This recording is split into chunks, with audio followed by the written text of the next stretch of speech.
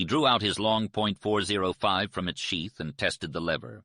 Then he grabbed a cartridge belt from the saddle's pommel. Each ring held a shell, and these shells were 4 inches long. He put the belt on and said, "Come on, John." Miller led the way down the slope until he found a spot that commanded the trail's rise from level ground. It was the only place where a man or horse could leave the valley for the pass. "John, this is where you'll stand. Shoot any raider within range. Now I need to borrow your horse." "Blanco Saul!" exclaimed Gorman, more astonished that Miller would request the horse than reluctant to lend it. "Will you let me have him?" Miller repeated almost brusquely. "Of course, laddie," Gorman replied. A smile momentarily brightened the ranger's lean face, which had been dark and cold. "Sure, I appreciate it, John. I know how much you care for that horse. Perhaps Charlie Miller had a horse he loved, but not as good as Saul. I was just testing your nerve, John, by asking you without telling you my plan. Saul won't be harmed, you can bet on that. I'll ride him down into the valley and flush out the raiders. They have short-ranged carbines, so they can't keep out of range of the .405, and I'll outrun their bullets. Do you understand, sir?" "Laddie, you'll lead the raiders on a chase with Saul?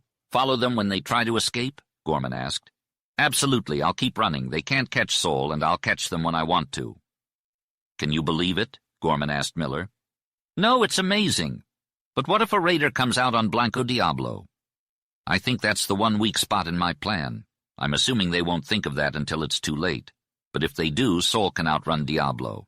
And if necessary, I can take care of the White Devil," Miller replied with a strange hatred for the horse.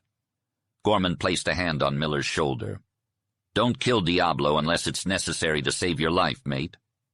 "All right, but if I get the chance, I'll make Blanco Saul run him off his legs," Miller said as he adjusted the length of Saul's stirrups.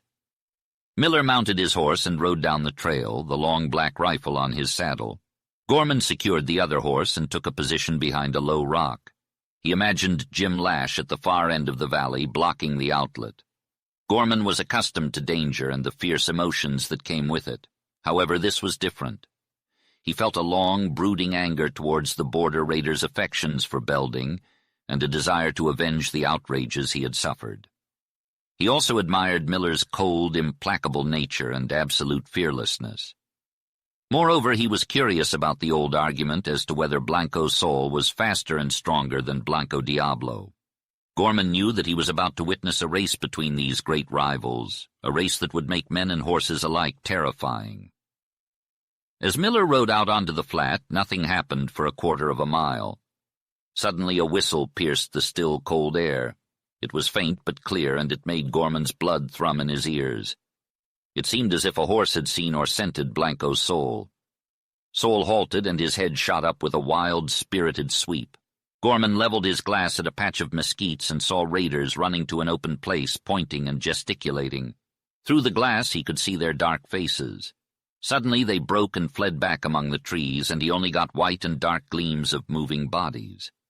It was obvious that the moment was one of boots, guns, and saddles for the raiders. Lowering the glass, Gorman saw that Blanco Saul had started forward again. He was now cantering and had covered another quarter of a mile before horses and raiders appeared on the outskirts of the mesquites. Blanco Saul stopped, and his shrill, ringing whistle came to Gorman's ears. The raiders were mounted on dark horses and stood in a motionless line. Gorman chuckled as he appreciated what a puzzle the situation presented for them. A lone horseman in the middle of the valley did not perhaps seem so menacing himself as the possibilities his presence suggested. Gorman then saw a raider gallop swiftly from the group toward the farther outlet of the valley. This might have been due to characteristic cowardice, but it was more likely a move of the raiders to make sure of retreat. Miller undoubtedly saw this galloping horseman, and a few waiting moments ensued. The galloping horseman reached the slope and began to climb. Gorman saw a puff of white smoke spring out of the rocks with his naked eye. Then the raider wheeled his plunging horse back to the level and went racing wildly down the valley. The compact bunch of bays and blacks seemed to break apart and spread rapidly from the edge of the mesquites. As Miller stood his ground, puffs of white smoke signaled the raiders' excitement. They were too far for a typical range, but they spurred their horses towards him, shooting as they rode. But Miller and his big white horse, Blanco Saul, stood firm. Gorman watched as little spouts of dust rose in front of them and spread quickly behind them. The raiders' bullets hit the hard, bare floor of the valley, skipping along. Then Miller raised his long rifle. There was no smoke, but 3 high, spanging reports rang out. A gap opened in the dark line of advancing horsemen, and a riderless steed sheared off to the right. Blanco's soul seemed to turn on a pivot and charged back towards the lower end of the valley. He circled over to Gorman's right and stretched out into his run. There were now 5 raiders in pursuit, yelling and shooting. Miller reserved his fire and kept turning from back to front in his saddle. Gorman saw the space widen between pursuers and pursued, and noticed when Miller eased up Saul's running. It was clear that Miller intended to lead the raiders round in front of Gorman's position, and eventually he succeeded. The raiders, riding like vaqueros, swept on in a curve, cutting off as much distance as they could. One small, wiry rider, high on his mount's neck like a jockey, led his companions by many yards. He seemed to be getting the range of Miller, or else he shot high, for his bullets did not strike up the dust behind Saul. Gorman was ready to shoot. Blanco's soul pounded by, his rapid rhythmic hoofbeats clearly audible. He was running easily. Gorman tried to still the jump of his heart and pulse, turning his eye again on the nearest pursuer. As the raider approached, his carbine held high in his right hand, he moved quickly. Gorman knew he had to act fast, but he didn't have time to adjust the sights of his Remington. Instead, he held the gun roughly and aimed at the swiftly moving figure. Without hesitation, he pulled the trigger, releasing the first bullet. It hit the ground with a loud splash of dust just beneath the horse's nose, causing it to leap as if it were trying to clear a fence. Gorman's rifle was automatic, meaning all he had to do was keep pulling the trigger. He noticed that the raiders behind the first were in a line, and he quickly began shooting. Suddenly, the leading horse jerked violently and crashed to the ground, throwing its rider off like a catapult before rolling and sliding in the dirt. The animal tried to get up, but it fell back and kicked wildly while its rider remained motionless. The other raiders quickly saw the danger and pulled their reins hard, making their horses rear and spin away from the unseen gunfire. Gorman reloaded his rifle and watched as Miller began shooting at Saul while he continued to run. The .405 rang out sharply, echoing across the valley as Miller aimed and fired again and again. The heavy bullets kicked up dust all along Saul's path, but Miller remained focused, pulling the trigger slowly and deliberately. The raiders were close behind, loading and firing their weapons as they tried to catch up, but their shots were in vain. Miller shot only once for every 10 shots fired by the raiders. On Miller's 6th shot, a raider fell backward, his carbine flying out of his hands as he landed with his foot caught in a stirrup. The frightened horse bolted, dragging the raider along the ground in a cloud of dust. Gorman watched the action with eager eyes, determined not to miss a thing. Miller had emptied his magazine, but Blanco's soul was still running strong, quickly pulling away from his pursuers. The race was over, and Saul had won. The raiders quickly caught on to the ranger's trickery. They abruptly halted and appeared to be discussing their next move. However, their hesitation proved to be fatal. Blanco's soul, the ranger's horse, slowed down and came to a complete stop. Miller, the ranger, took advantage of this opportunity and fired at the group of raiders. There was a brief moment of silence before a bullet struck the rocks and ricocheted away. One of the raiders fell from his horse, hit by the ranger's powerful .405 rifle. The 2 remaining raiders panicked and spurred their horses to flee up the valley. Miller pursued them on Blanco's soul, easily outpacing the raiders. One raider attempted to escape through the eastern outlet, while the other tried to circle back behind the mesquites.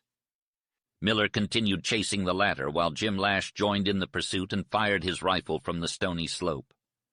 Despite their efforts, the raiders were trapped between Miller and Lash. One raider managed to escape, but the other was forced to flee towards the eastern wall. Blanco's soul picked up speed, effortlessly closing the distance between himself and the fleeing raider. The raider fired multiple shots in a desperate attempt to fend off the ranger, but all of his shots missed their mark. Eventually, he threw away his carbine and surrendered to his fate as Blanco's soul closed in on him. The raider's only hope was to climb the weathered slope and hope for the best. The magnificent horse was more courageous than its rider, that much was clear. They zigzagged up the slope, and when Miller finally reached the edge, they were high up along the cracked and guttered rampart. Miller raised his long rifle twice, but each time he lowered it. It was clear to Gorman that Miller was showing restraint not on account of the Mexican, but for the valiant and faithful horse. They continued to climb, and yellow dust clouds rose, and an avalanche rolled down the slope. It was hard to believe that a horse, burdened or unburdened, could find footing and hold it upon that wall of narrow ledges and inverted slanting gullies. But that horse climbed on, sure-footed as a mountain goat, and surmounting the last rough steps, he stood a moment silhouetted against the white sky before disappearing. Miller sat astride Blanco's soul, admiring the brave steed of the cowboy raider. Gorman, who had been too awestruck to shout out his admiration, suddenly leaped up, his voice coming out as a shriek, "Look out, laddie!" A big white horse was bearing down on them from the right of the ranger. It was Blanco Diablo. A matchless rider swung with the horse's motion. Gorman was stunned. Then he remembered the first raider, the one Lash had shot at and driven away from the outlet. This fellow had made for the mesquite and had put a saddle on Belding's favorite. In the heat of the excitement, while Miller had been intent upon the climbing horse, this last raider had come down with the speed of the wind straight for the western outlet. Perhaps, very probably, he did not know Gorman was there to block it, and certainly he hoped to pass Miller and Blanco's soul. A touch of the spur made Saul lunge forward to head off the raider. Diablo was in his stride, but the distance and angle favored Saul. The raider had no carbine. With his gun at the ready, the raider sat firm in his saddle as Gorman watched from afar. Miller, however, dropped his weapon in the sand, not wanting to harm Belding's beloved horse. As the horses charged towards him, Gorman was left breathless, transfixed by the sight of Blanco Diablo, a fierce and deadly horse. But the magnificent Blanco Saul was not to be underestimated. The raider, unable to make it through the opening ahead of Miller, turned to the left and emptied his six-shooter as he went. Gorman could have shot him, but the thought never crossed his mind. The race was now on, with Saul and Diablo neck and neck, the only difference being Saul's hot temperament compared to Diablo's cold one. It was a beautiful and thrilling race, with Gorman yelling and exulting as his horse gained ground. The dust cloud created by their hooves spiraled upwards as the raider tried to gain distance. But the gap between Diablo and Saul was closing, and the raider beat and spurred his horse in an attempt to outrun them. As they reached the end of the valley, the raider turned far short of the rocks. Blanco Diablo's violent temper was heightened by the strange urge of bit and spur, and the shots and smoke only added to the chaos. But it was all for naught as Blanco's soul crossed the finish line first, leaving Gorman victorious. The man was running as fast as he could, but he couldn't shake off the relentless horse chasing him. Blanco's soul's running was steady, powerful, and faster with every stride. The man tried to steer Diablo closer to the wall to escape, but the horse was out of control, running wildly with an unsteady gait. The white horse was getting closer and closer, smoothly gliding like a beautiful machine of speed. Suddenly both horses vanished down the bank of a wash, and a cloud of dust rose. Gorman watched in suspense, his eyes straining and smarting. Faint sounds of gunshots pierced the thick throb in his ears. He waited in almost unbearable suspense until something white appeared above the low valley floor. He leveled his glass and saw Blanco Saul's noble head with its long black bar from ears to nose. The horse's head was drooping now. Another second showed Miller still in the saddle, leading a spent and broken Blanco Diablo that dragged riderless. Chapter 12. As John Gorman peered through the verdant, glimmering branches of the Palo Verde that shielded his doorstep, he couldn't help but be struck by the eloquence and beauty of Selina de la Rocha, his unwavering advocate. It was high noon, and the patio was sweltering. The only sounds that could be heard were the droning of the bees in the flowers and the mellifluous voice of the Spanish girl. Mona lounged in the hammock, her hands clasped behind her head, with a rosy complexion and playful eyes. There was no denying that she was being willful again. John pondered the fact that Selina's fervor didn't seem to be having the intended effect. He too felt the urge to be contentious. Belding had been keeping the Rangers off the line, leaving John with plenty of idle time. Despite his efforts, he found himself unable to stay away from Mona. He was convinced that she had feelings for him, but he could never catch her alone long enough to confirm his suspicions. Whenever she was by herself, she was as elusive as a shadow and as quick as a flash. He tried to corner her in the garden or fields or in the patio, but she always managed to slip away, leaving behind memories of her haunting dark blue eyes. However, it was precisely that look that gave him hope.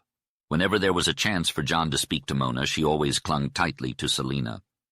John had already won Selina over to his side, but Mona remained a challenge for them both. Gorman had been thinking about an idea for some time, but it wasn't until now that he finally made a decision that made his heart swell and his cheeks burn. He peered through the green branches and saw Mona laughing with Selina. "Quien sabe?" he called out mockingly, causing Mona to jump in surprise. He then went in search of Mrs. Belding and found her working in the kitchen. Their relationship had changed subtly and incomprehensibly. He found himself understanding her less than when he first sensed her antagonism towards him. If it was possible, she had retained that antagonism even as she seemed to be influenced by some fondness for him. Gorman wasn't sure of her affections, and he had long suspected that she was afraid of him or of something he represented. Despite this, he had continued with his rather one-sided love affair, openly and fairly but discreetly. As time passed, he became less conscious of her unspoken opposition. Gorman had grown fond of Mona's mother. She was the backbone of her household and the entire community of Forlorn River. She treated everyone equally, regardless of their race or nationality, and played many roles, such as a nurse, doctor, mediator, and assistant. She was a kind-hearted and noble woman, and the people of Forlorn River admired and adored her. However, Mrs. Belding seemed unhappy despite her good nature.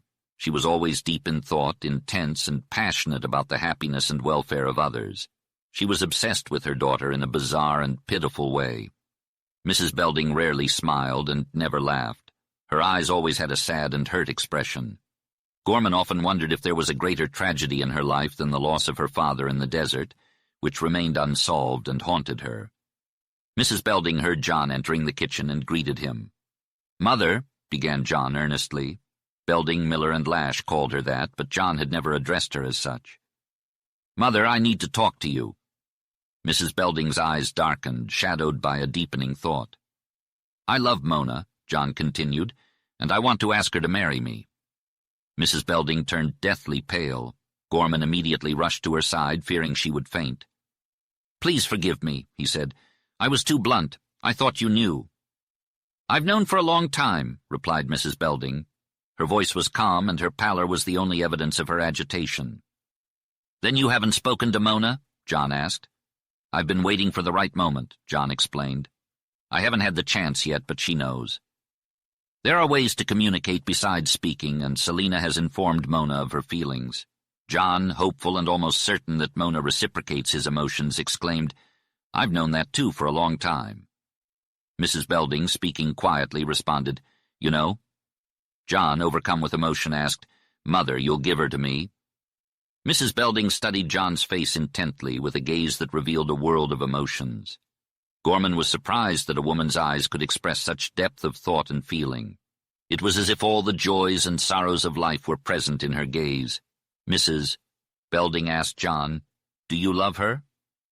John answered with conviction, "With all my heart." Mrs. Belding asked, "Do you want to marry her?" John expressed his feelings with enthusiasm. "Ah, I want to, as much as I want to live and work for her." Mrs. Belding posed another question. "When would you marry her?" John responded with excitement. "Why, just as soon as she will do it. Tomorrow." John gave a little laugh of jubilation. "John Gorman, you want my Mona. You love her just as she is, her sweetness, her goodness, just herself, body and soul. There's nothing that could change you, nothing," Mrs. Belding asked. John replied with sincerity, "Dear Mrs. Belding, I love Mona for herself. If she loves me, I'll be the happiest of men. There's absolutely nothing that could make any difference in me."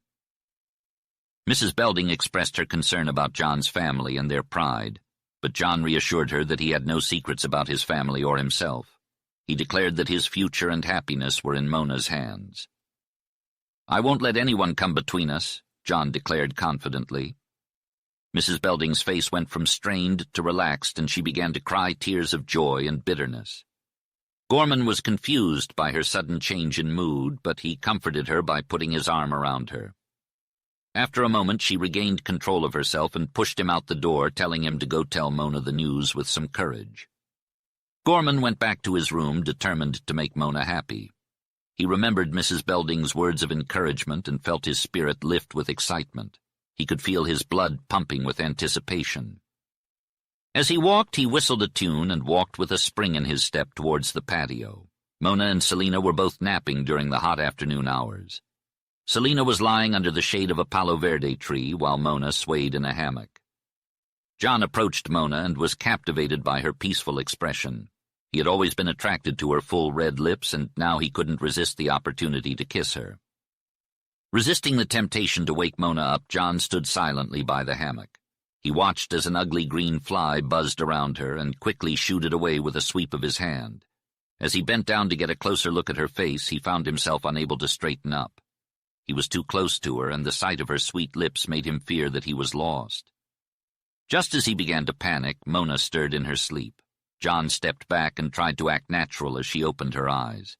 She was surprised to see him there and asked why he was there. John replied with an unusual cheerfulness, telling her that he had just arrived. He lied shamelessly, but Mona seemed unsure whether or not to believe him.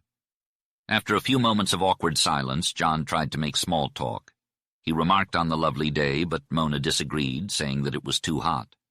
John laughed and reminded her that it was only 90 degrees in the shade, and that it could get as hot as 130 degrees in the summer.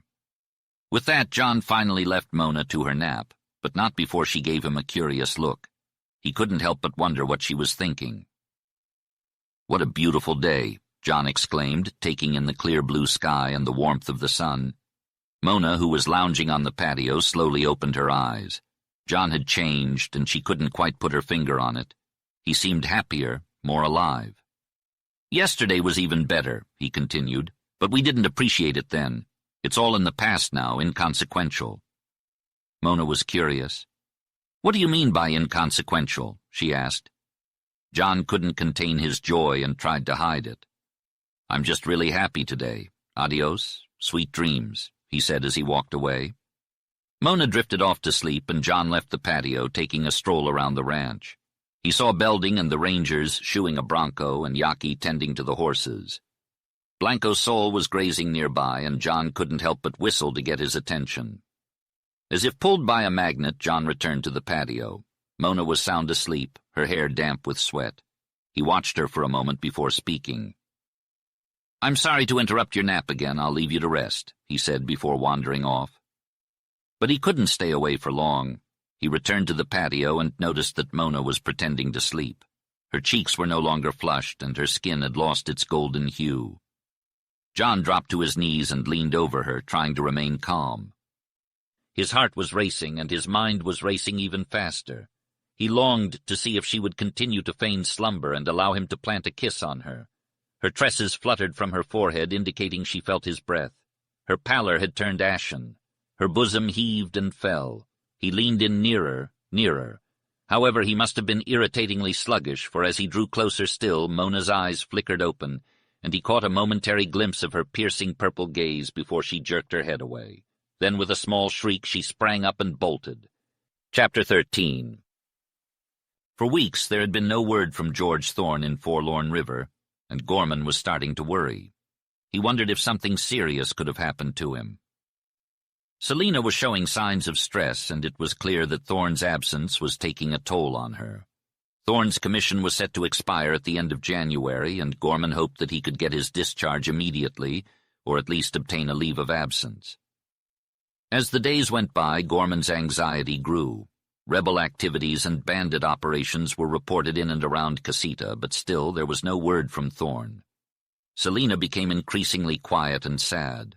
Her eyes were filled with sadness, and it was clear that she was struggling to cope with Thorne's absence. Mona tried to comfort Selina, and John did his best to reassure her that everything would be okay. The whole household rallied around Selina, but nothing seemed to help. She had become resigned to the fact that something bad had happened to Thorne. Gorman wanted to ride to Casita to find out what had happened to Thorne, but he was advised against it. Belding warned him that the Casita trail was not safe, and refugees arriving in Forlorn River told tales of war and chaos along the border. Despite the danger, Gorman couldn't help but worry about Thorne. He hoped that he was safe and that they would hear from him soon. Belding, the Rangers, and the Yaqui held a meeting to discuss their situation. Despite the Indians' loyalty to Gorman, he was also valuable to Belding due to his intelligence and knowledge of Mexicans. Yaqui had been scouting the trails and shared information that convinced Belding to delay sending anyone to Casita for a few days. Belding required his rangers, especially Gorman, to promise not to leave without his permission. After the meeting, Gorman ran into Mona. Since their previous encounter during siesta, she had been avoiding him. However, it seemed as though she had been waiting for him this time. She asked if Belding was planning to send someone to find Thorn, to which Gorman replied that they were waiting. Mona expressed her concern for Selina and begged Gorman to sneak off to Casita to find out what happened to Thorn and if he ever left for Forlorn River. Gorman refused, causing Mona to become upset and pull away from him. Gorman informed him that she had ridden out early. Gorman didn't give it much thought and went about his day as usual. However, when he returned to the ranch later that day, he noticed a group of men conversing with his father. Curiosity getting the best of him, Gorman approached the men and was informed that Mona had been kidnapped by a group of rebels and they were demanding a ransom for her safe return. Without hesitation, Gorman made the decision to gather a group of men and set out to rescue Mona. He saddled up Blanco Sol, his trusted horse, and rode out with his men. The journey was long and treacherous, but Gorman was determined to save the girl he loved. After several days of riding, they finally arrived at the rebel camp. Gorman and his men quickly devised a plan and successfully rescued Mona. They rode back to the ranch, victorious and relieved. Mona, safe and sound, thanked Gorman for his bravery and devotion. Gorman smiled and replied, "I love you, Mona. I would do anything for you." And with those words the two embraced, knowing that their love had triumphed over any obstacle. Belding seemed to find the situation unusual as she called out to the patio and yard before heading to Selina's room. However, Mona was nowhere to be found. Belding explained that Mona has been throwing tantrums lately and refused to speak to her that morning. Belding believed Mona would come around eventually, as she was always hungry.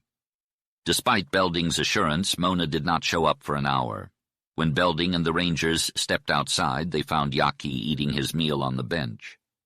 Belding asked Yaki if he had seen Mona, referring to her by her beautiful name Shower of Gold, but Yaki replied negatively. About 30 minutes later, Gorman saw Yaki running up the path from the fields, which was unusual for the Indian. Yaki went straight to Belding's bench under the wagon shed where Belding was working. In no time, Belding was yelling for his rangers, and Gorman was the first to reach him. Belding was furious and announced that Blanco Sol was gone. Miller and Lash arrived shortly after and tried to figure out what happened. Miller suggested that Yaki should find Sol's trail to determine what happened. Gorman remained silent during the search, but was forming his conclusion. As soon as John entered the barn, he immediately noticed that his old saddle and bridle were missing from their usual spot. He felt sick and speechless as he came to the conclusion that they had been stolen. Belding tried to console him, saying that they could find Sol and that there were other good horses available. But John was not thinking about Sol. Miller caught on quickly and realized what had happened. Belding was clueless and demanded to know what was going on. John finally revealed that Mona had taken Sol and ridden off to Casita to fetch Selina some news about Thorn. Belding refused to believe it, insisting that Mona had good sense. However, Miller and Jim were convinced that Mona had indeed gone and that they needed to act fast. Belding finally came to his senses and instructed the others to search for Mona and Sol. Miller warned him that Sol was too fast for their horses, but Belding refused to listen. He sent John to cross the valley, Jim to search along the river, Laddie to take Diablo and follow the Casita trail, and he headed toward San Felipe. The search was on. Gorman, who provided blankets and hot coffee to revive the exhausted men. They had ridden hard and fast, but it was Blanco Sol who had carried them through the toughest parts of the journey. Lash and Miller had found Sol and the soldier at a deserted cabin where they had taken refuge during a violent storm. The soldier had been injured and delirious, but Miller had recognized him as a friend from his army days. They had set out immediately, knowing that time was of the essence. As they rode back, Miller had told Lash about the race and how Sol had outrun Diablo. Lash had been skeptical, but Miller had insisted that it was true. They had ridden hard, pushing their horses to their limits, and had arrived just in time to save the soldier's life.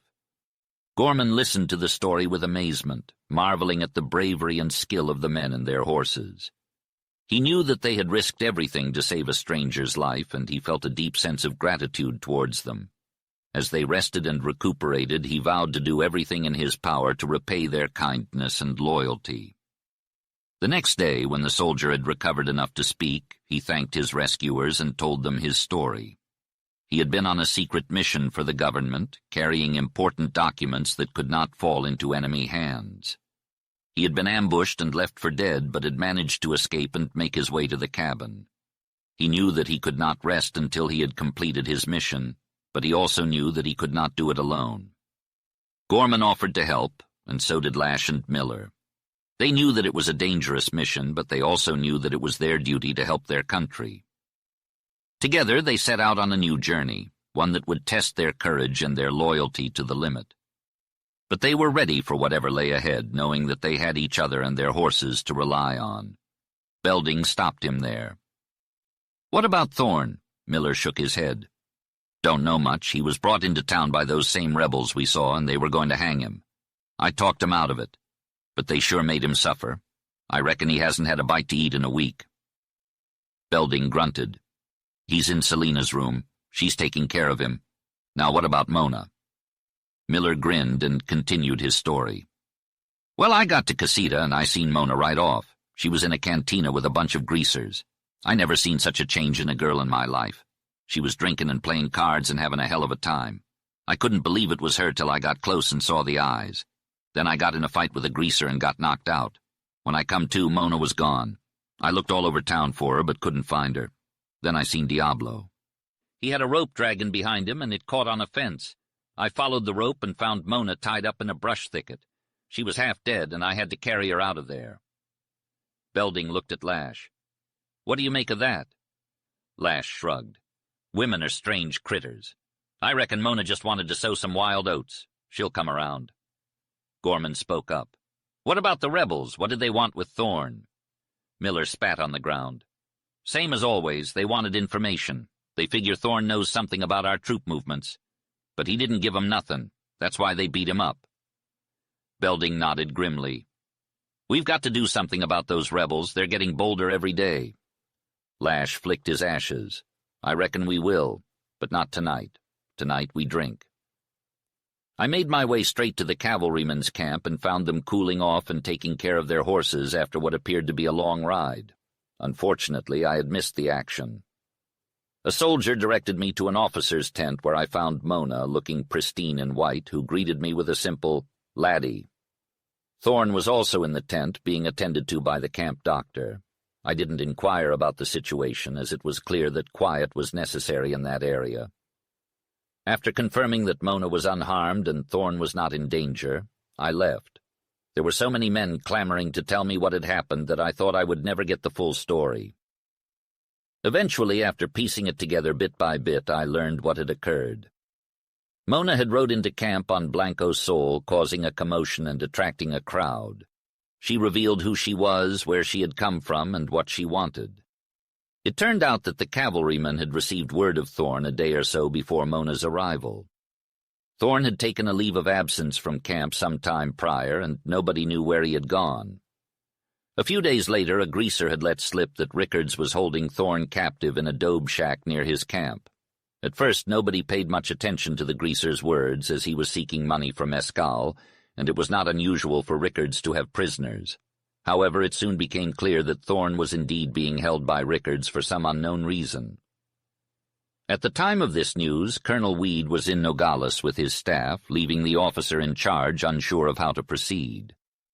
Rickards' camp was on the other side of the Mexican border, and crossing over there was a much more serious matter than simply scattering a single greaser camp. The situation had been causing concern for many of the colonels stationed along the line. Thorne's fellow soldiers were eager to rescue him from a dire predicament, but they were bound by orders. It was discovered that Thorne was being starved and beaten in a dobe shack less than 2 miles away from their location. Mona, a Western girl, quickly got wind of the situation and wasted no time in stirring up the cavalry camp. She told them about Rickards, the bandit who was holding Thorne captive and torturing him to reveal Selina's whereabouts. Mona shared how Selina was a beautiful and sweet girl, whose father had been killed by Rickards. She also mentioned how Selina had been hounded by the bandit and was currently ill and miserable, waiting for her lover. Mona begged the cavalrymen to rescue Thorne. It was reported that the cavalrymen were eager for a fight, But their officer, who was in a difficult position, insisted on waiting for higher orders. But then Mona exploded. Everyone knew that Mona's tongue could be as sharp as a cholla thorn. She was never more beautiful than when she was angry, and this time was no exception. She must have been truly furious with all the rage that a woman could muster. Miller, who was telling the story, was sweating and beaming with excitement. Mona had sworn to go after Thorne herself if the cavalrymen were too cowardly to ride with a Western girl to save a fellow American soldier. One of the soldiers, under orders, tried to stop Mona and Blanco Sol, her horse, but he ended up inviting himself to the hospital instead. Then the cavalrymen suddenly flew into action and raced to their horses. Perhaps Mona's move was simply a clever ploy, the cunning of a foxy woman. As I reflect on the situation, I can't help but think that if Mona had felt the way she did back then, she would have ridden Blanco Sol straight into Rickard's camp, which, by the way, was in plain sight.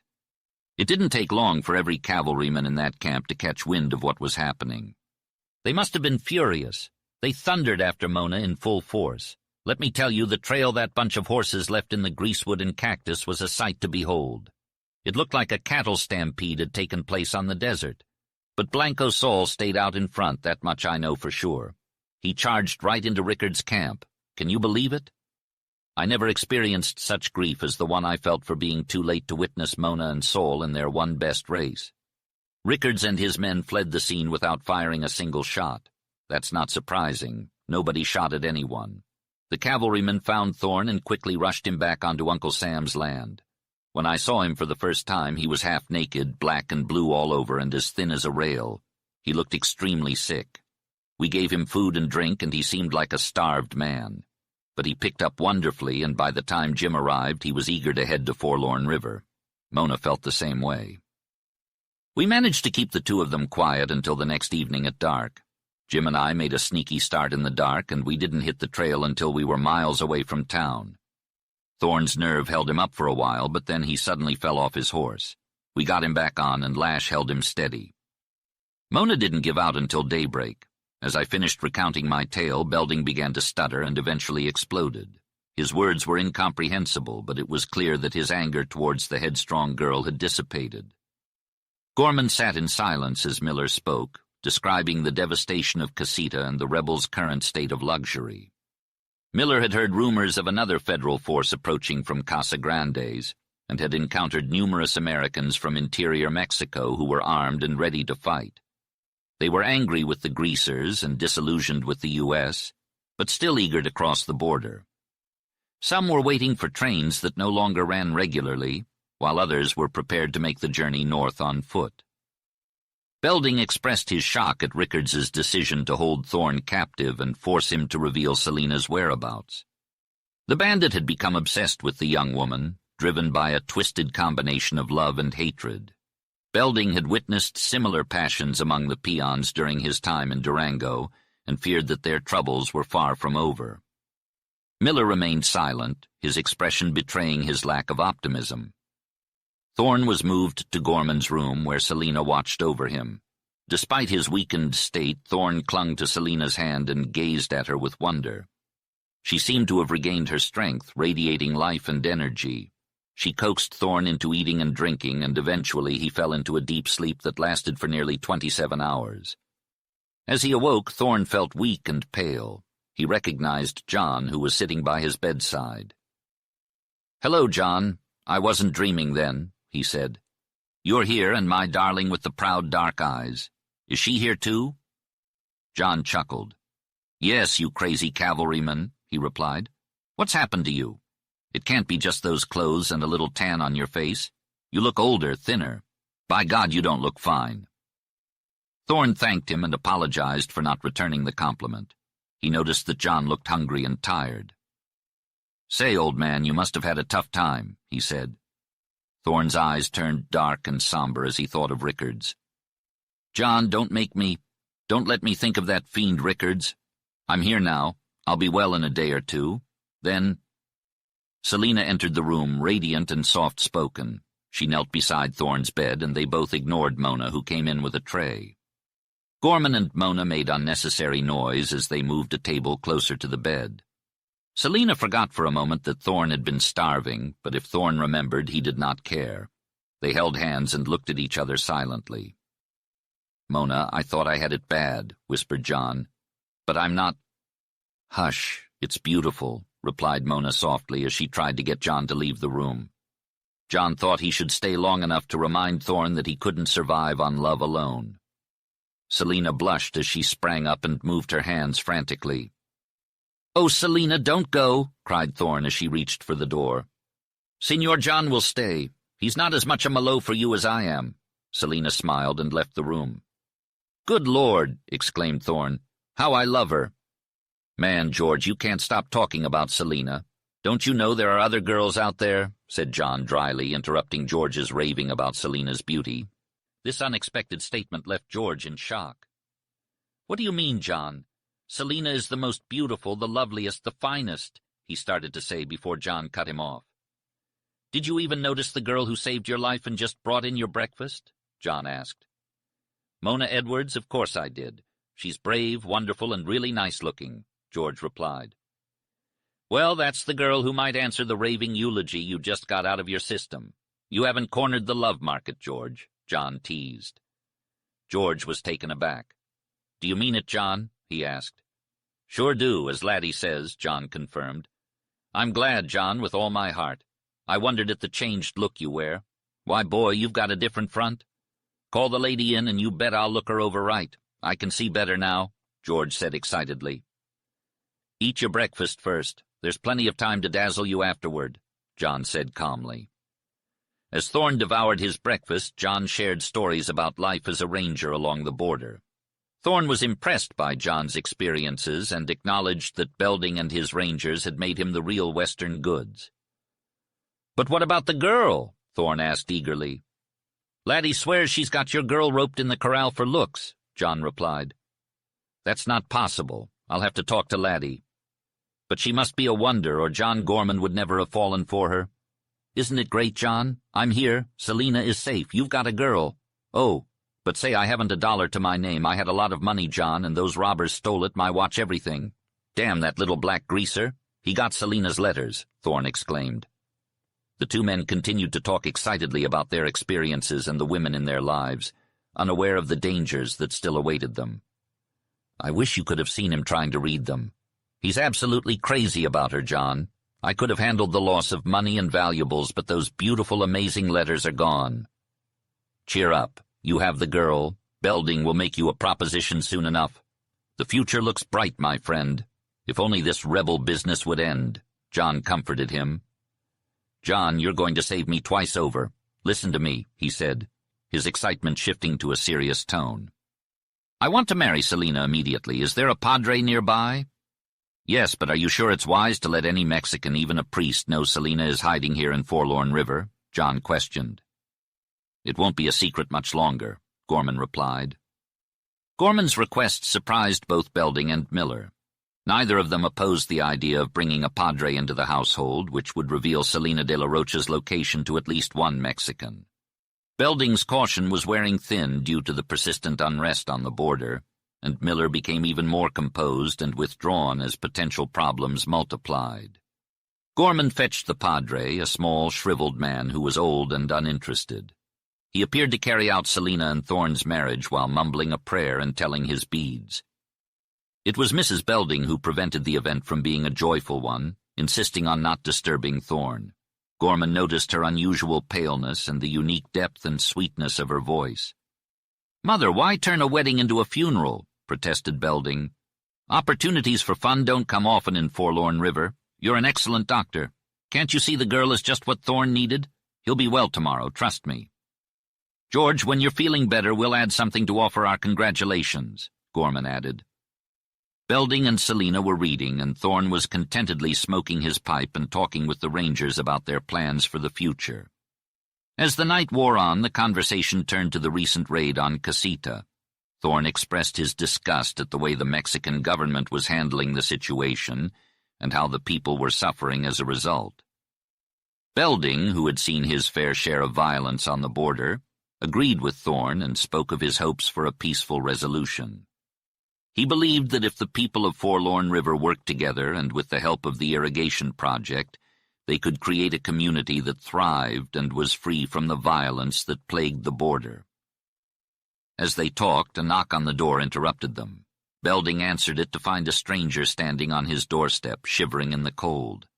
The man introduced himself as John Burke, a rancher from up north, and he explained that he had been robbed and left for dead by a gang of outlaws. Belding and the rangers listened to Burke's story and agreed to help him. They set out the next morning to track down the bandits and bring them to justice. It was just another day on the border, where danger lurked around every corner, and the only way to survive was to band together and fight for what was right. As Belding's wife worked on her needle, she would occasionally stop to stare thoughtfully into the fire. Jim Lash sat by the fireplace, smoking his pipe and playing with the cat on his lap. Thorne and Selina sat at the table, trying to focus on reading and writing Spanish, but Thorne found it difficult to keep his eyes off his wife's beautiful and animated face. Gorman and Mona sat in a corner, watching the fire dance. Suddenly there was a low knock at the door. Although it may have sounded like any ordinary knock to the women, Belding and his rangers knew it had a deeper meaning. "Who's there?" asked Belding as he looked at Miller. "Yaki," replied the ranger. "Come in," called Belding. The door opened, and in walked the short, square, and powerfully built Yaki. He had a magnificent head with somber black eyes and carried a rifle with impressive dignity. "Yaki, what do you want?" asked Belding, repeating his question in Spanish. "Señor John," replied the Indian.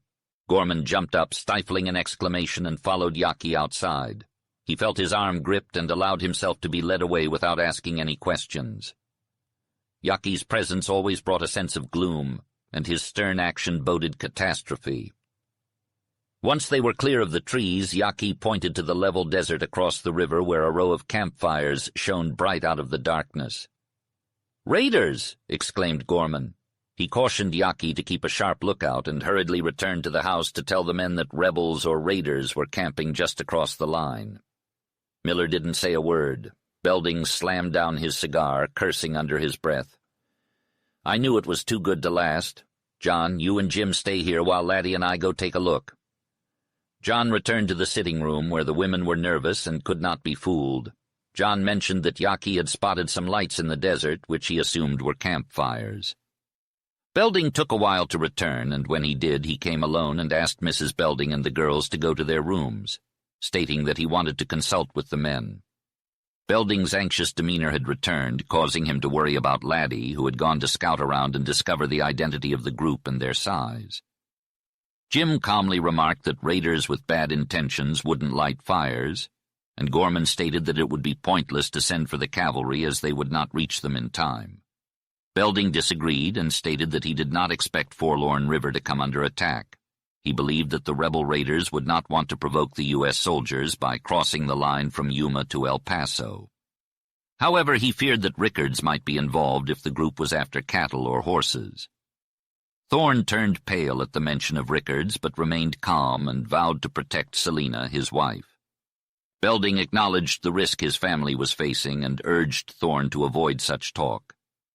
Belding was concerned that Rickards was behaving strangely for a raider, and they could do nothing but wait for Laddie and Yaki to return with more information. He suggested that they should take the best possible view of the situation until they knew more. The men at the ranch were restless and sleepless as they waited for the arrival of the rebel force. The morning of February 19th was cold and gray, but breakfast was prepared earlier than usual, and an air of excitement hung over the place. Miller arrived hungry and cold and reported that the Mexicans were not breaking camp. He also mentioned a good-sized rebel force, but he was tight-lipped about his predictions for the day. About an hour after sunrise, Yaki ran in with the information that part of the rebels were crossing the river. Belding declared that it could not mean a fight yet, but he instructed the boys to get inside the house and make ready anyway. He was determined to meet the rebels head-on. Miller advised Belding to drive the rebels off the place as if they had a company of soldiers backing them up. He believed that the bigger bluff they put up, the better chance they had of survival. Thorne suggested that Belding, as an officer of the United States, should use his authority to make an impression on the Mexicans. The Rangers, along with Yaki and Thorn, positioned themselves at several windows of the sitting room. They had rifles, smaller arms, and boxes of shells littered on tables and window seats. They were confident that no small force of besiegers could overcome their resistance. Gorman called out, "Here they come, boys! Rebel raiders, I should say, laddie." Lash observed that there were about a dozen rebels in the bunch, and they were riding fine horses. Miller sarcastically replied that they worked hard and bought them with real silver pesos. The men at the ranch were ready for whatever the rebels had in store for them. They were determined to fight and defend their territory. "Any of y'all seen Rickards?" Thorne whispered. "Nah, no fancy bandit in that group," replied Gorman. "It's too far to tell," he added as they approached the corrals. The horsemen appeared organized and not hostile, but they were heavily armed.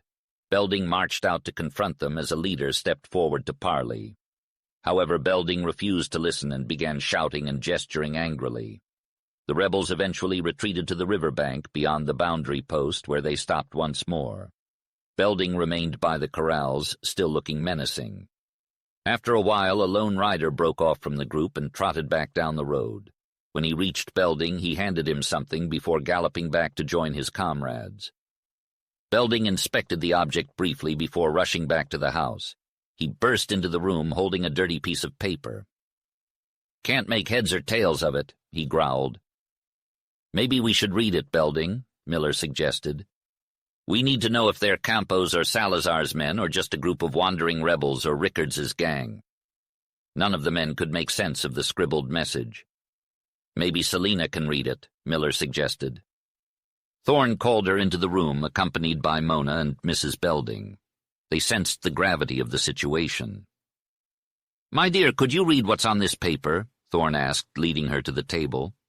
"It was sent by the rebels, and we fear it contains bad news for us." Selina took one look at the writing and promptly fainted in Thorne's arms.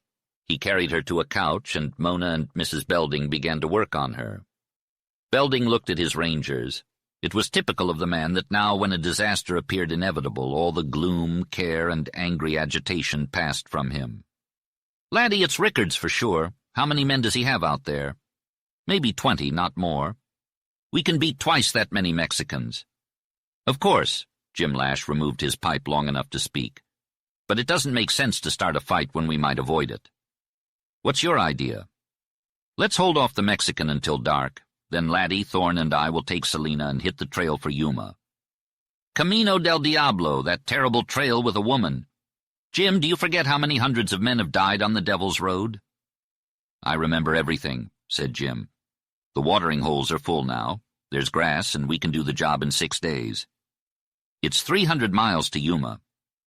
"Belding, Jim's idea seems reasonable to me," Miller interposed. "Lord knows it's about the only chance we've got except fighting. But suppose we do stave Rickards off and you get away safely with Selina. Won't Rickards find out quickly?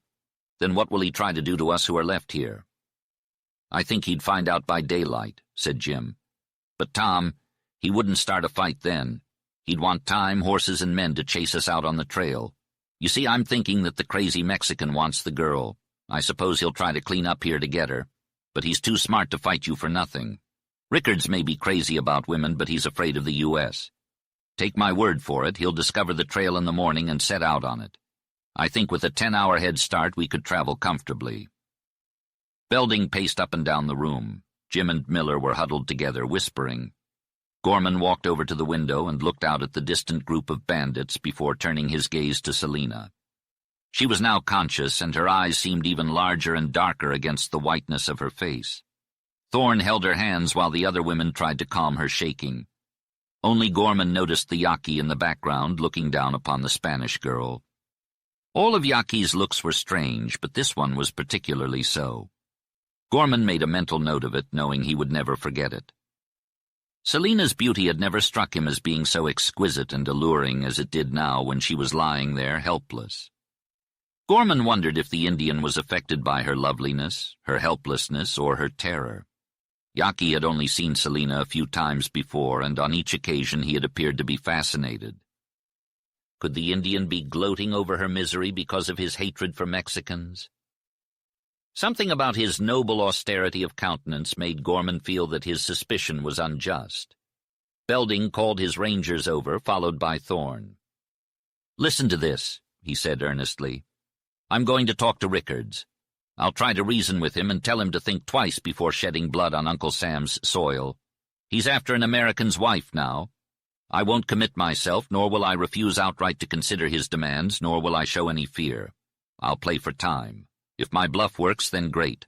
After dark, the four of you, Laddie, Jim, John, and Thorne, will take Selina and my best white horses, and with Yaki as your guide, circle around through Altar Valley to the trail and head for Yuma. Wait now, Laddie, let me finish.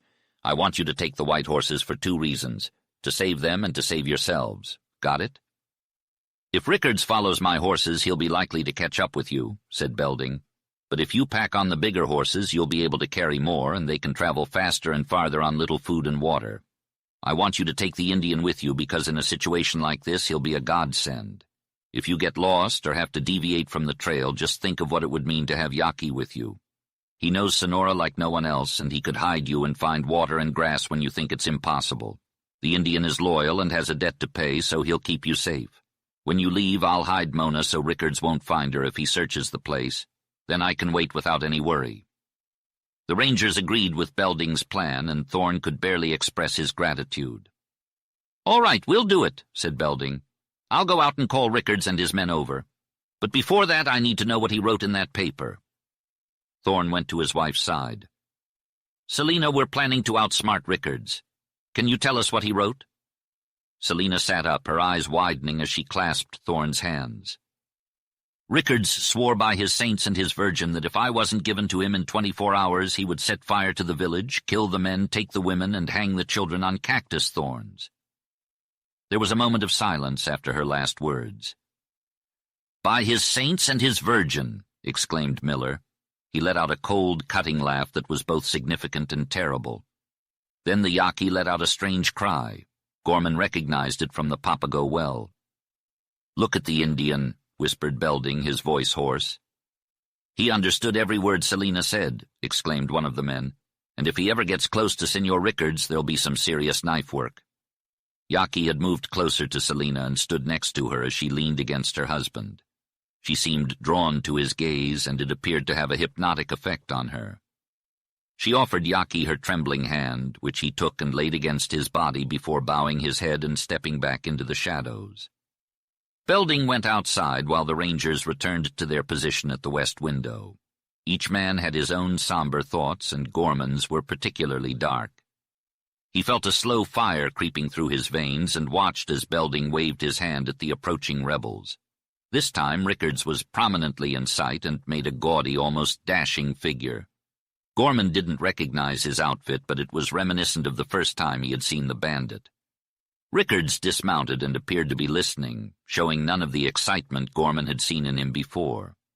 Belding made gestures and talked with his body as much as his tongue, and Rickards replied. It was clear that the conversation became difficult, but it ended with a mutual understanding. Rickards and his men rode off as Belding stomped back into the house, his eyes gleaming with excitement, his fists clenched, and his breath heavy. "You can rope me if I ain't gone loco," he exclaimed. "I went out to try and reason with a bloodthirsty little killer, and by golly, I ran into well, I don't have a suitable name for him. I started talking tough, and things were going pretty well until I forgot to mention that Selina was Thorne's wife. And what do you know? Rickards swore up and down that he loved Selina, and he'd marry her right here in Forlorn River. He swore he'd give up his life of crime and take her away from Mexico. He's got gold and jewels, and he swore that if he didn't get her, nothing else mattered. He said he'd die without her. And the damn thing is, I believe him. He was as cold as ice on the outside, but inside he was all fire. I never saw a Mexican like him before. Well, I acted impressed, and we started talking like old friends. I didn't understand half of what he was saying, and I don't think he understood me much better. But before I knew it, he told me to sleep on it, and we'd talk again tomorrow." "We sure are lucky," Miller exclaimed. "I bet Rickards will be smart enough to block off all the trails leading out of Forlorn River." "That doesn't matter to us," Jim replied. "All we need is for it to get dark. Yaqui will slip out of town unnoticed. If we're lucky, he'll lead Rickards on a wild goose chase through some Sonoran valley and give us enough time to get to Yuma. But we need to plan ahead. You'll take 8 of my best horses and pack everything you'll need for a long trip. Remember, Yaki might lead you all over the place, and it could take you 6 days or 6 weeks to get to Yuma. You gotta pack light, small packs on the saddles and bigger ones on the extra horses. We might get into a big fight, so make sure you bring your heavy guns. But the most important thing is to pack enough food to keep us from starving on the desert, instructed the leader. The day passed quickly as everyone prepared for the journey. John barely spoke to Mona, and all the while he packed his small bag, his heart aching. The sun set and twilight fell upon them. Luckily, the night was slightly overcast. Gorman watched as the white horses passed by his door, moving quietly like ghosts.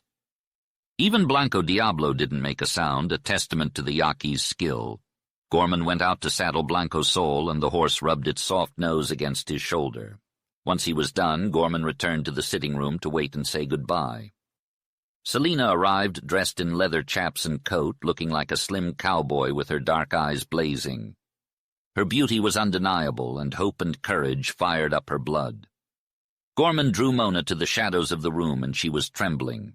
As she leaned towards him, she was different from the coy girl who had held him aloof. He took her into his arms. "Dearest, I'm leaving soon, and maybe I'll never," he said. "John, don't say it," sobbed Mona, her head on his chest. "I might never come back. I love you. I've loved you since the first moment I saw you. Do you care for me a little?" he asked. "Dear John, my heart is breaking," Mona replied, clinging to him. "It might be breaking for Selina, laddie, and Jim. I want to hear something for myself," John said. "During long marches around lonely campfires, I needed something to keep my spirit alive. The silence out there in that terrible world of sand and stone was unimaginable. I turned to Mona and asked, 'Do you love me?' She replied, 'Yes, yes, oh, I love you so. I never knew it till now. I love you so. John, I'll be safe, and I'll wait and hope and pray for your return.' I then asked her, 'If I come back, no? When I come back, will you marry me?' Oh yes," she whispered, and returned my kiss. Belding interrupted us, speaking softly. "Mona, darling, I must go," I said. "I'm a selfish little coward," cried Mona. "It's so splendid of you all. I ought to glory in it, but I can't.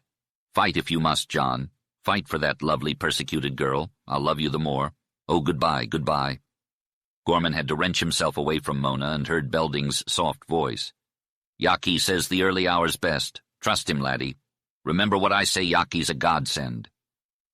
They were all outside in the pale gloom under the trees. Yaki mounted Blanco Diablo. Selina was lifted upon White Woman. Thorn climbed astride Queen. Jim Lash was already upon his horse, which was as white as the others, but bore no name. Miller mounted the stallion Blanco Torres and gathered up the long halters of the 2 pack horses. Gorman came last with Blanco Sol. As he towed the stirrup, hand on mane and pommel, Gorman took one more look in at the door. Mona stood in the gleam of light, her hair shining, face like ashes, her eyes dark, her lips parted, her arms outstretched. That sweet and tragic picture etched its cruel outlines into Gorman's heart. He waved his hand and then fiercely leaped into the saddle. Blanco Sol stepped out, and before him stretched a line of moving horses, white against dark shadows. He could not see the head of that column. He scarcely heard a soft hoofbeat. A solitary star glimmered through a break in the wispy clouds. The breeze was still. The frigid atmosphere enveloped the vast emptiness of the desert. On the opposite side of the river, a small number of bonfires flickered. The frosty night swathed Gorman in an eerie, hushed aura. He stared out into the vast, trembling, inky expanse with an intense gaze and a resolute determination, as a wild sense of ecstasy overtook him, as it always did in the wide-open spaces of the desert. Chapter 14. Blanco Sol refused to eat the alfalfa as it swished around his legs. Gorman could feel the horse's alertness, almost like a human. The horse and his master knew the reason for their flight. Yaki halted at the far corner of the field, and the line of white horses became a compact mass. There was a trail leading down to the river where campfires burned brightly and dark figures moved in front of them. Yaki dismounted and ran his hand over Diablo's nose, repeating the action for each horse. Gorman had long stopped questioning the Indian's peculiar behavior, as many of his maneuvers were inexplicable. However, the results were always thought-provoking. The horses stood silently, exhibiting no stamping, champing of bits, tossing of heads, shaking of saddles or packs, heaving or snorting. It was as if they were imbued with the spirit of the Indian. Yaqui vanished into the shadows as silently as the night. He walked parallel to the trail, and Gorman wondered if he intended to lead the horses past the rebel sentinels. Miller had his head low, listening intently, while Jim's long neck arched like that of a deer. Gorman strained to listen as the slow, silent moments dragged on, his hearing becoming more acute with each passing second. Blanco Sol's breathing, the pounding of his own heart, the rustling of the alfalfa, and a faint, far-off voice echoed in his ears. Suddenly he heard a movement of air, a soft disturbance that was barely noticeable. Yaqui appeared out of nowhere and started down the trail towards Diablo. Gorman followed, and as they walked they came across a bench of ground covered in sparse greasewood that sloped down towards the deep, wide arroyo of Forlorn River. Blanco Sol shied away from the trail, and after peering low with his keen eyes, Gorman saw three objects: a white sombrero, a blanket, and a Mexican lying face down. Yaqui had snuck up on the sentinel like a silent wind of death, and the howl of a desert coyote in the distance only added to the eerie atmosphere. Once they reached the dark lee of the riverbank, Yaqui caused another halt, and again he disappeared without a trace. Gorman thought he saw the Indian cross the pale level sand bed of the river, but he vanished without a trace. As the horses held their heads up and looked towards the glimmering campfires, Gorman couldn't help but be in awe of the night, the silence, and the incredible feat of Indian stealth. An hour passed, and Gorman felt as though he had become numb to all sense of hearing. The world was silent, and the desert was as black as the night sky above. Once again Gorman felt a strange shift in the tension of his senses. Something in the air had changed, a sudden break, a vibration that couldn't be ignored. For a moment he couldn't place the sound. Was it just the wind, or perhaps a far-off wolf? But then he knew. It was the sound of death, a guard's final strangling cry. Gorman's horse, Blanco Sol, shuddered beneath him, confirming that the sound was real. From that moment on, Gorman knew that they were in the grip of something beyond their understanding. The Yaqui, with his strange power and unbreakable silence, had taken control of their group. Thorne and Selina were like puppets on strings, helpless to resist, and Gorman himself felt a deep sense of foreboding, as if he knew that this journey would end in blood and terror. If Rickards represented the anger and pain of the oppressed peons, then the Yaqui was something even more primal and savage. He seemed to embody the very darkness of the desert, with all its cruelty and ferocity. And as the group rode on, Gorman couldn't shake the feeling that they were heading toward something unspeakable. Suddenly the Yaqui emerged from the shadows and mounted his horse, Diablo. The group followed him across the river and into the willows, where the leaves whispered softly around them. Then they passed into the mesquite, the branches rustling softly against their clothes. As they emerged from the trees, they saw the glimmering lights of a campfire and the dark shapes of people moving around it. Gorman squinted into the darkness and saw a figure lying on the sand, its carbine still clutched in one hand. It was a guard, dead and forgotten. The group rode on, passing within a few hundred yards of the campfire. Gorman knew that they were getting closer and closer to the darkness that awaited them, and he couldn't help but feel a sense of dread. The sound of soft horse hooves on sand and the metallic clinking of steel on thorns were the only noises that could be heard as the fugitives fled. They moved quietly, making sure not to draw attention to themselves. The lights that had been guiding them disappeared and the desert opened up before them. Belding's horses were in front while Rickards and his rebels were behind, carelessly eating and drinking. Gorman's heart lifted as he put his faith in Yaqui. He was sure Belding would be listening by the river and would know about their escape. Gorman believed in Selina's freedom and happiness and his own return to her.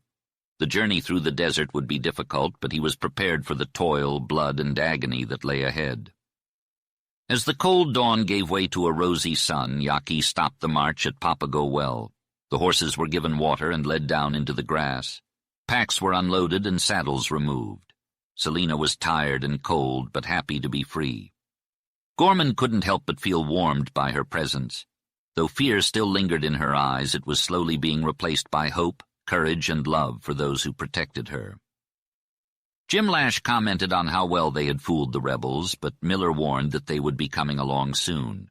They built a fire and ate before the Yaqui spoke a single word. Sleep.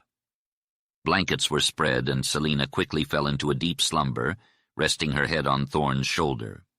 Thorne stayed awake with excitement while the rangers dozed by the fire. Gorman kept watch with Yaqui as the sun began to rise and the rabbits started their day. From atop a rocky wall overlooking the Arroyo bank, Gorman surveyed the vast desert below.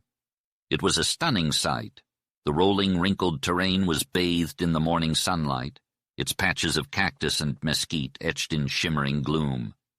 In the distance, the imposing no-name mountains rose up, their slopes shrouded in purple veils. Despite being 40 miles away, they looked much closer. Gorman's thoughts turned to the girl who was hiding somewhere beneath the shadow of those mountains. Yaqui, who was keeping watch over the horses, led them from one patch of galeta grass to another. 3 hours later, the group arrived at a watering hole. As soon as Yaqui returned, Gorman clambered down from his lookout post and the rangers sprang into action.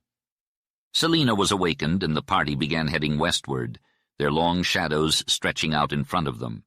As they left the arroyo behind, the greens of the landscape began to fade into gray and then into red. Sparse cactus and weathered ledges dotted the rising escarpment. Yaqui expertly guided his horse over the terrain, and the others followed suit. They cantered, trotted, walked swiftly, climbed slowly, and covered long distances with a steady forward motion. The sun beat down mercilessly, and the hot air lifted, sweeping in from the west and stirring up clouds of dust. Despite the harsh conditions, Yaqui never looked back, but Selina couldn't resist the urge to do so. Gorman understood her compulsion, but it was a futile effort. 1,000 puffs of white and yellow dust rose up from the desert behind them, but any one of them could have been kicked up by their own horses' hooves. Gorman was convinced that Yaqui had a reason for gazing back towards the well and the shining plain beyond. As the sun began to set and the wind died down, Yaqui surveyed the westward trail carefully from the high points. They were approaching Coyote Tanks, the only waterhole between Papago Well and the Sonoita Oasis. Gorman used his binoculars but saw no smoke or sign of life. However, Yaqui continued to stare intently into the distance, seemingly unable to detect what reason or intuition told him was there. Finally, in a sheltered spot where the trail was still visible, Yaqui found the tracks of horses. The curve of the iron shoes pointed westward with an intersecting trail from the north. Gorman estimated the tracks were 1 or 2 days old, but Miller insisted they were only 1 day old. Yaqui shook his head, indicating that he disagreed with both estimates.